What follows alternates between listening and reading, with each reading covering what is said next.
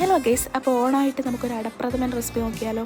അപ്പോൾ ഇതിന് വേണ്ടിയിട്ട് നല്ല തിളപ്പിച്ച വെള്ളത്തിലേക്ക് നെയ്യ് കൂടി ചേർത്തിട്ട് ഒരു 2 പാക്കറ്റ് അടയാണ് അത് വേവിച്ചെടുക്കുന്നുണ്ട്. നെയ്യ് നമ്മൾ ഒട്ടാതിരിക്കാൻ വേണ്ടിയിട്ടാണ് ചേർക്കുന്നത്.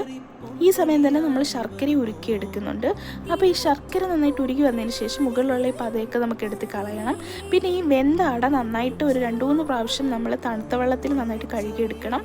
അതിനുശേഷം ഈ ഉരുക്കി വെച്ചിരിക്കുന്ന നെയ്യ് ഒരു പാനിലേക്ക് ചേർത്ത് കൊടുക്കുക. ഇതൊന്ന് തിളച്ച് വരുമ്പോഴത്തേന് വേവിച്ച അടയും കൂടി ചേർത്തിട്ട് നന്നായിട്ട് പിടിച്ച് വരുന്നിടം വരെ മിക്സ് ചെയ്ത് കൊടുക്കുക.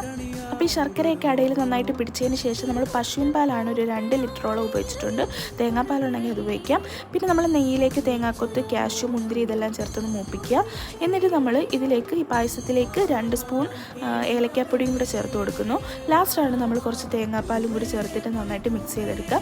എന്നിട്ട് ഈ മൂപ്പിച്ച് വെച്ചിരിക്കുന്ന കാഷ്യൂ, മുന്തിരി എല്ലാം ഇട്ട് കൊടുത്തതിന് ശേഷം കുറച്ച് മിൽക്ക് മെയ്ഡും കൂടെ ചേർത്ത് കഴിഞ്ഞാൽ നമ്മുടെ പ്രഥമൻ റെഡിയാണ്. ട്രൈ ചെയ്ത് നോക്കാം.